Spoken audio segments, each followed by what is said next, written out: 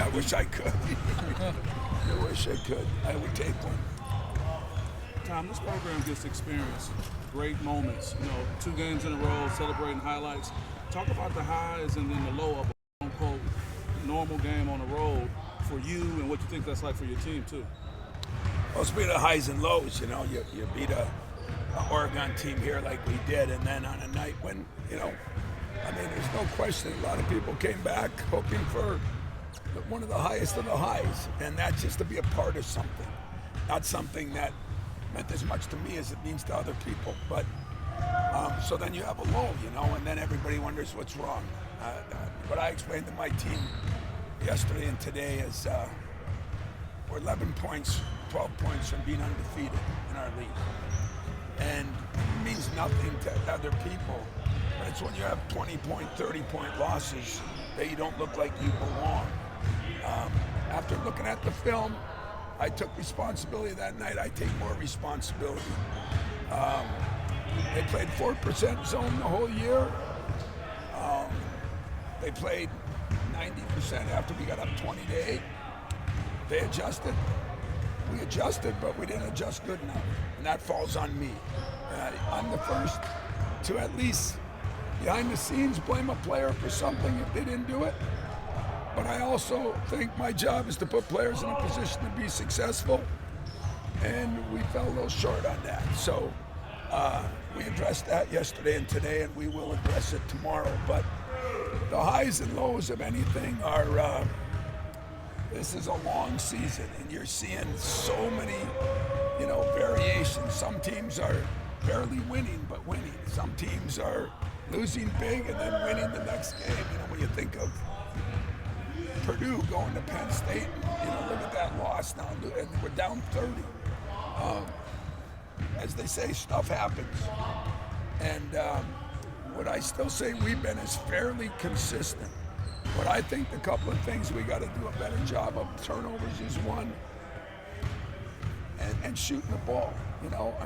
We're missing good shots, and we went through them all, and we feel like we're taking some shots that are good shots that we're making bad shots. So that's what we really concentrated on. Guys have been great. I feel good about my team. It doesn't get any easier. Illinois is playing well. We go down there. Some years you'd say, oh God, we got to go to Illinois. This year I'm saying, oh good, we get to go to Illinois. Because I know they're good. I know they're real good. I know they're better than their record. And I want to see where we are on the road against maybe the best team we played on. You seem to be getting people after their struggles. Be it UCLA, Indiana, Illinois back sort of to who they were a month ago. So that's just the luck of it, obviously, when you play anybody. When you look at how they're playing now, are they the team that they were, that you thought they could be? Yeah, they're more like the team I thought they could be. They're playing really, really well. The Riley kid is taking it back up. Remember now, before he played us, he was up on a 5-game slump where he was not very good.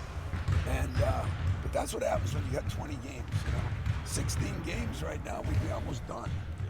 And through that stretch, can anybody sustain a certain level? It doesn't look like it.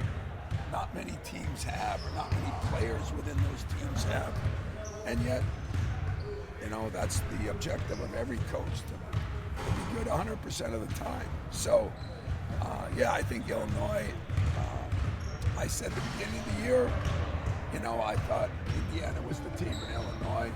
I don't slight Purdue, I just always figured they're right there. Oregon was a team that came on early. I think all those teams are right where we thought they would be, except a couple of them have more losses because of the slump that everybody seems to have gone through somewhere or another, or most teams. And they lost a couple games that nobody thought they'd lose. But this team, I said, for them, right now, is the teams I've seen. Haven't seen Michigan, Purdue yet. Teams I've seen up close. I could see Indiana getting better and better with him in there. I don't think we played real well, and it was still a down-to-the-wire game. But I see Oregon could be a threat in the tournament if they can keep Indiana, if they keep it together, Illinois will be, and so will Purdue, I'm sure, Michigan. I mean, those guys will always be threats, but I just think there's so many teams right now that have gone through some highs and lows, and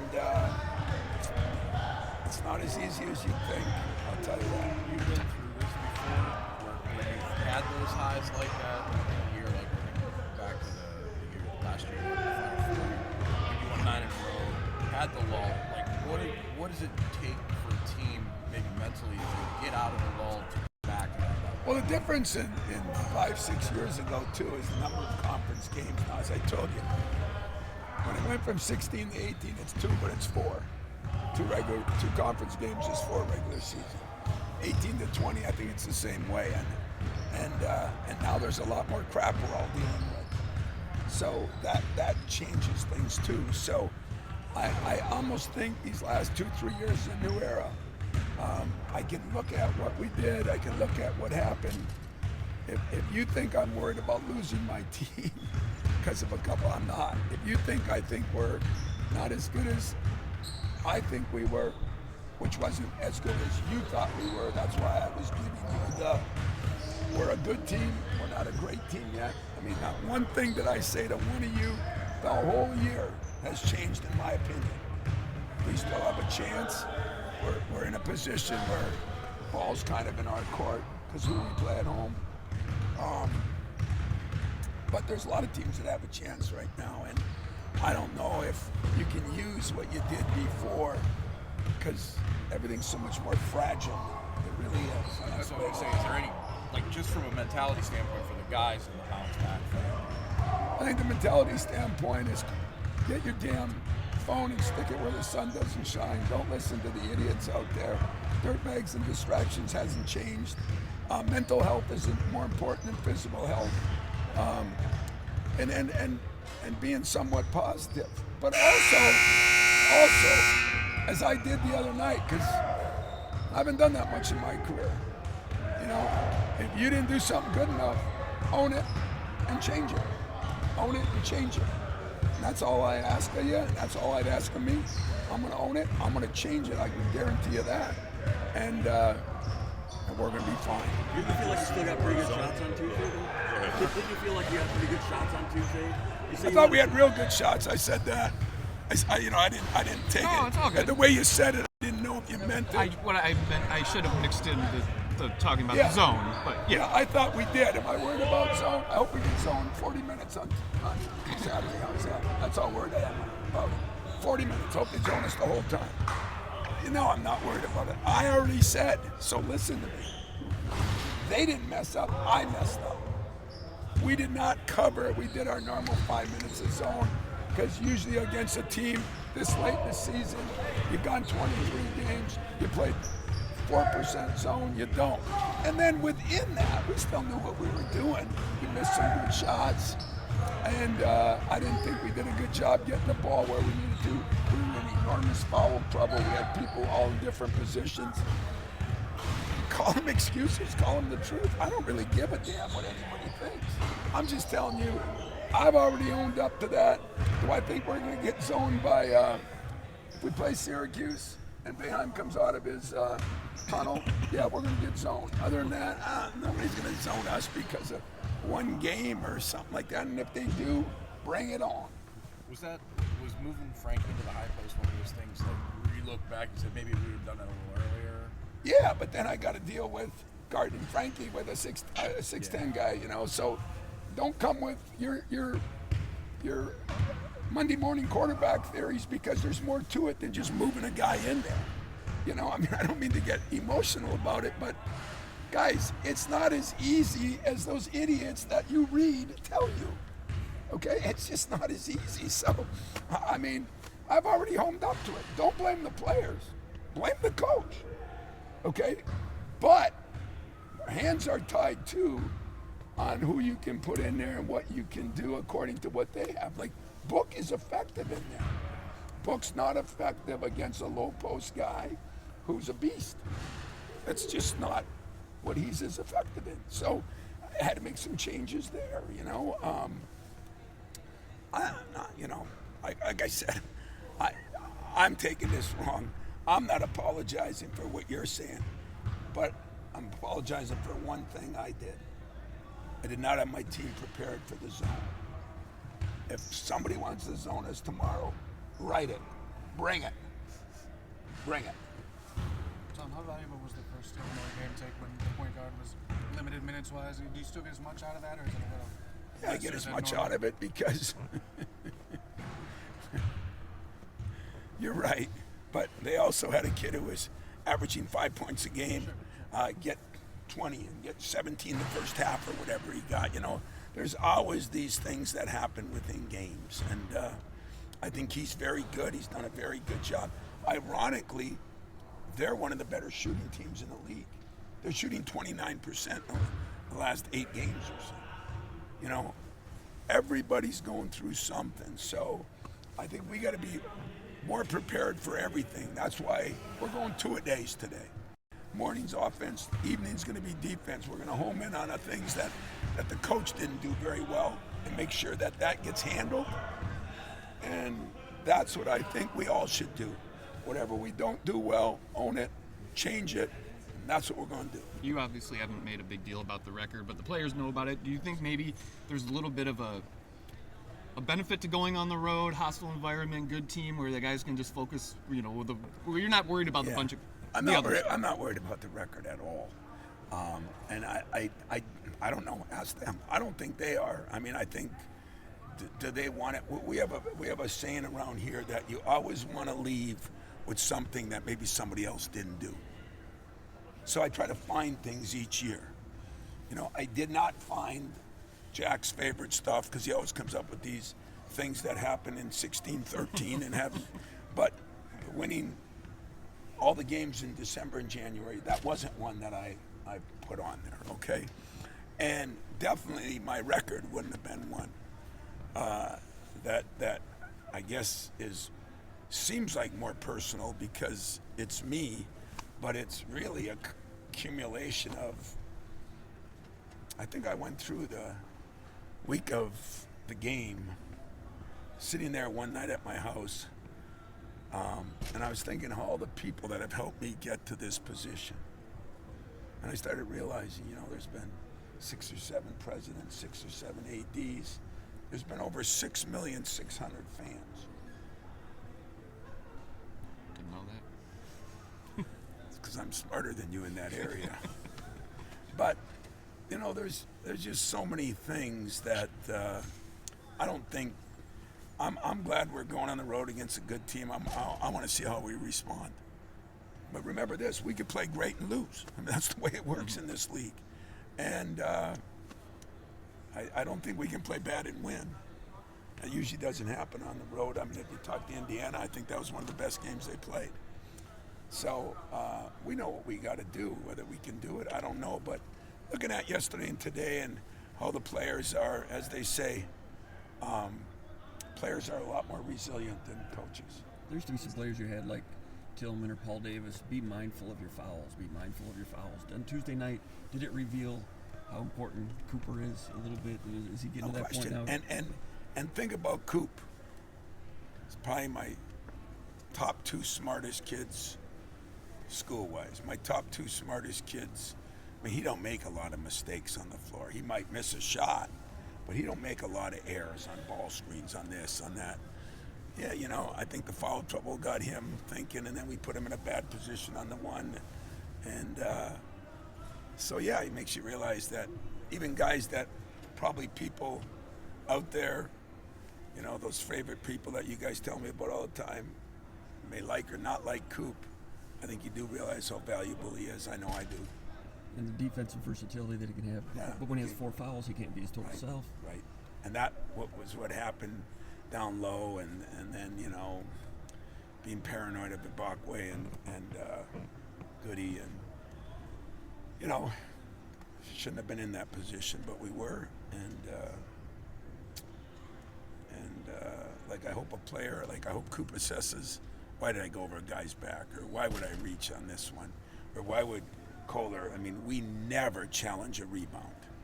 early in the game, challenged a rebound, fouled the guy for 92 feet from the basket, no reason. So those are wake-up calls. So is he allowed to make a mistake? Yes. Is he allowed to make the same one twice? No. Am I allowed to make the same one twice? I'm not even allowed the first one, but the second one, definitely not. And that isn't by you guys or the double Ds. It's by me. It's by me. I'm not going to allow myself to make the same one twice. With Riley, what has maybe allowed some of his uptick over the last couple of weeks? Maybe I think Brad's done a good job with him. I mean, you look at their team. He went through his downtime too, and he's got some guys that were playing a lot that aren't playing much. He's got some guys that weren't playing much that are playing a lot. But he's got a real young team, at least a young team, either in age or as an experience in the league. A couple of those European guys got experience over there. But I think he's moved my favorite guy almost into the lineup. The Johnson kid is a beast. I mean, he's a bigger Antonio Smith with probably a little better skills. And I think he loves them the same way, and I think that's helped their team too. Are you seeing that with especially teams like that have added so many guys through the portal that, like, there's a new line where these teams start to gel a little bit towards that back half of the Big Ten schedule? If they've got talent, they just haven't played together enough up until you get to this point? I don't know. In his case, he's a freshman. I recruited him a little bit. I just meant collectively, like with the portal. Has that changed anything with Well, teams it's coming hard in? because some of these teams got 10 portal guys. Yeah. So something's got to change. Everybody gets better as the year goes. If you started 10 freshmen, they'd get better if you started 10 portal guys. But I think guys with experience definitely helps you, but it can work both ways. Like portal guys that are maybe juniors or seniors are maybe depressed that aren't having the year they could have, and then it works the other way. And he gets paid to do that stuff. I don't get paid to do that stuff. I get paid to make sure that we have our zone offense down. That's what I get paid for. Coach, it seems like a lot is weighing on this game. Both teams looking to make a statement. It's mid-February. Is this kind of what it's all about? Yeah, it is. But it's not win and go home or lose and go home either. There's just so many games left yet, so many big games left. But I think the statement I want to make is how we're going to play, and I feel comfortable if we play well, we'll have a chance to win. If we don't play well, we won't have a chance to win. And I don't know, maybe Brad feels the same way. They've uncharacteristically lost some games at home. They've uncharacteristically lost some games to teams that they normally don't. I'm telling you, we all got the same problems, and so I'm anxious to see how we bounce back. Yeah, that's what I'm anxious to see. Tom, 4 for 23 from through the last game. Obviously, that was a problem earlier in the season. But did you expect it to still, I don't want to say linger, but still be showing up in February? Well, I think Illinois is one of the best three-point shooting teams that I've seen, and they're shooting 29% right now from three. I just think it's just so hard to. I got my man Mike Garland up there right now. Mm-hmm. OG is working on 30 years. Jack should already have this, but he's slipping because he's getting old. What's the lowest we've ever shot from the three? We're looking at you, Jack. The 2001 team. The 2001 team was not one of your better of your Final Four teams, which is a 95, 96. I'll put it this way: if we could shoot 32 like the 2001 team and go to a Final Four, I'm all in. The hell with the three-point shot. Is it similar to that year that you guys? Because these guys have a track record of making them. Is it similar to that 15 year where the free throws were down and there's a little bit of maybe contagiousness that just kind of went on? I don't know. I know this. I know Trey can make threes. I know Jace can make threes. Book. Frankie. Jaden. Jaden is a career 37%. I went over it with him today. If he's shooting 37% right now, he's probably averaging 17, 18 points a game. If he's averaging 17, 18 points a game, we're undefeated in the conference. And that's how fragile and simple it is.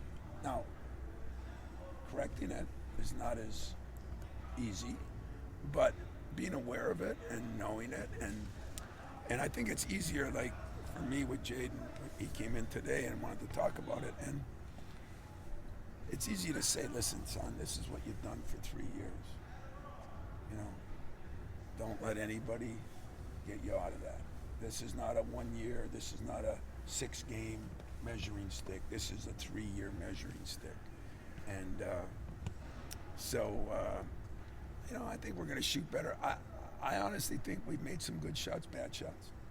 I honestly think our passing has not been as good. And so maybe they're taking shots that are from bad passes compared to, you know, Judd used to have that great line, great shot, a great pass equals a great shot. That sounds too simplex. That's, according to the modern day old school, it's right school, though. It's right on the money, you know. It's the way it is. And so we're trying to, that's why we had a different kind of practice today, offense, defense. We're going to really home in on the things that we think are valuable to us. Did you get all those stats, Mike? I just put you on the spot here. What's that? I can't wait to get up there. Did you get through it? Yeah, I did. Because remember now, I went to college where your math wasn't your greatest thing. So adding those up is going to be a problem. All right. All right, brother. Off topic a little bit. We've seen John Howe around recently with it being the 2-year anniversary of the shooting. I'm just curious what impact he's had on this group and what it's been like having him around. You know, for me, I love John. I mean, I loved him the first day I met him in the hospital 2 days after the shooting. I love him because he teaches me that I think I had a bad day because I lost a game. And you ever see him not smiling? Do you ever see him not upbeat? I'm sure he has his moments when he's by himself, but guy comes to practice, he comes to games, he comes in the locker room. Unbelievable. It's never, why me? Never. He could teach you and me, my team, everybody a lot about the reality of life. He's a special kid, man. He's just, you know, I wish he'd complain some. I'd feel better. I'd feel less guilty if he'd complain, but pretty upbeat. I think, you know, if there's ever a guy that's going to find a way to, I won't say for a cure as much as I will say that to keep improving his lifestyle, I'm betting on John. Love him. Tom, is there something unique that you always remember about playing in Champaign, even before Coach Underwood was there? Is there something that always stands out about going on the road there? Oh yeah, Judd smashing his nose. That's mine. And me trying to catch him and hold him up, and him telling me in a lot of choice words to get my hands off him. And then of course when we went back the next year or so, whatever it was, a couple of years, they gave him the football helmet, big face mask on it.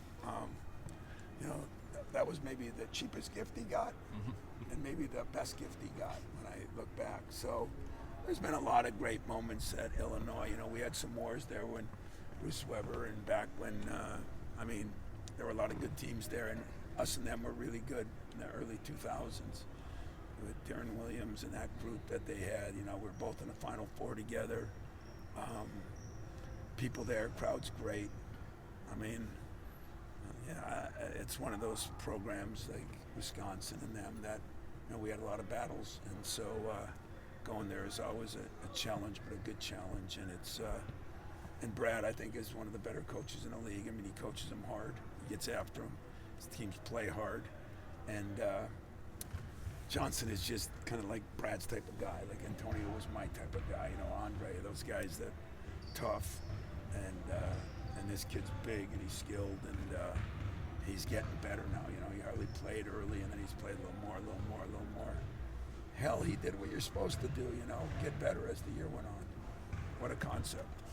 When you share those memories and things and kind of looking back at the Big Ten, I'm curious what you think about the conference now, because it feels like with the expansion, maybe some of that history, identity is interesting lost. You say that, because we were watching yesterday, Doug and I were watching the Illinois UCLA, and he said, what the hell are we doing? Serious. And I said, what do you mean? So we're watching Illinois play UCLA, and it's a conference game, you know. Yeah, we go through the same thing that you do or fans do. It seems weird. Is it? It's not going to happen in my lifetime where those become rivalries. There'll be good teams, but rivalries take, you know, 8, 10, 12 years, I think, of competing against one another. But You know, it's a new time, and I'm just adjusting to the new time. But it is strange to watch some of those games, or watch Northwestern playing Washington or something at 1 o'clock in the morning after our game. You know, it's different, but all good, all good. Anything else, guys? Appreciate it. Good. Thanks, Tom. Thanks, guys.